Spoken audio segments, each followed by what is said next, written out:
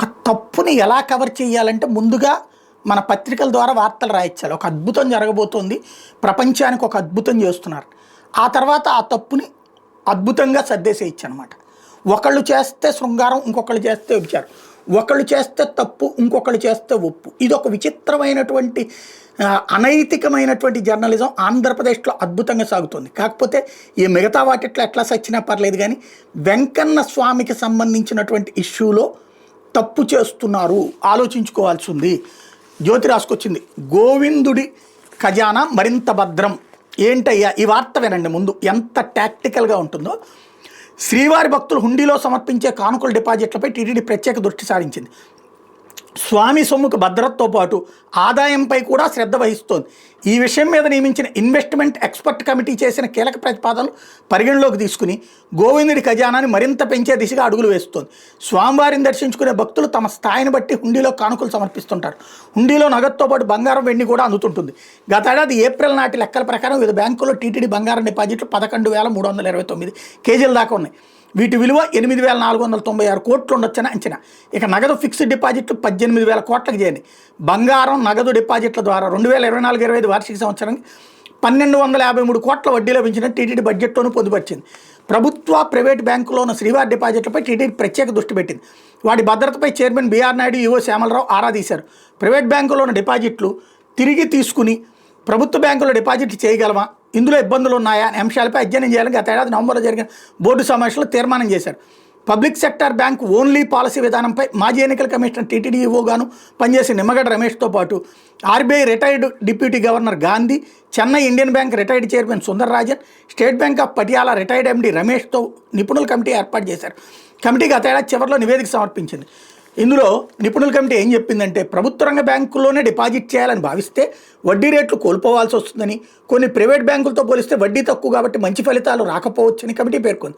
ప్రస్తుతం private బ్యాంకులైనా public బ్యాంకులైనా RBI నిబంధనలకు అనుగుణంగానే పనిచేస్తున్న క్రమంలో భద్రత విషయంలో ఆందోళన చెందాల్సిన అవసరం లేదని, కేంద్ర రాష్ట్ర ప్రభుత్వ దేవాదాయ చట్టాలు కూడా ప్రైవేట్ బ్యాంకుల్లో పెట్టుబడులు పెట్టుకోవచ్చని చెప్తున్న అంశాలు ప్రస్తావించింది. ప్రభుత్వ బ్యాంకుల్లోనే పెట్టుబడులు పెట్టాలని భావిస్తే తక్షణమే ప్రైవేట్ బ్యాంకుల్లో చేసే డిపాజిట్ నిలిపివేయాలని సూచించింది.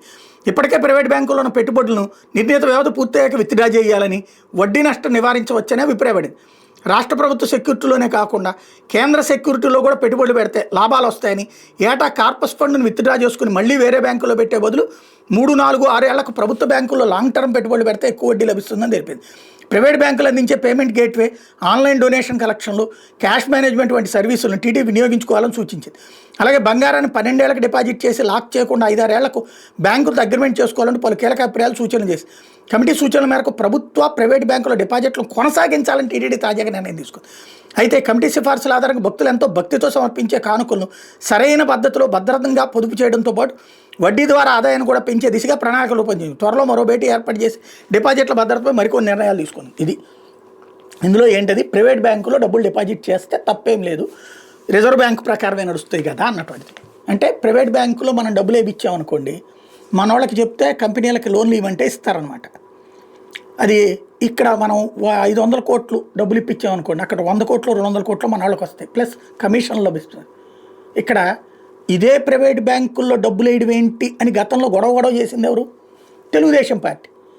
వాస్తవంగా తెలుగుదేశం హయాంలోనే ఇట్లాగ ప్రైవేట్ బ్యాంకులో డిపాజిట్ అయితే, ఎస్ బ్యాంక్ అనేటటువంటి బ్యాంకులో డిపాజిట్లు అయినప్పుడు ఆ బ్యాంక్ని వేరే బ్యాంకులు విలీనం చేసేందుకు జరిగినప్పుడు ఒక సంక్షోభం వస్తున్నప్పుడు 2 నెలల ముందు అకస్మాత్తుగా 1,200 కోట్ల రూపాయల దాకా, దాదాపు 1,200 కోట్లు 1,000 కోట్లు ఎంతో సంథింగ్ నాకు గుర్తున్నంత వరకు, ఓ పెద్ద డిపాజిట్ని దాంట్లోంచి 2 నెలల ముందే డ్రా చేసేశారు.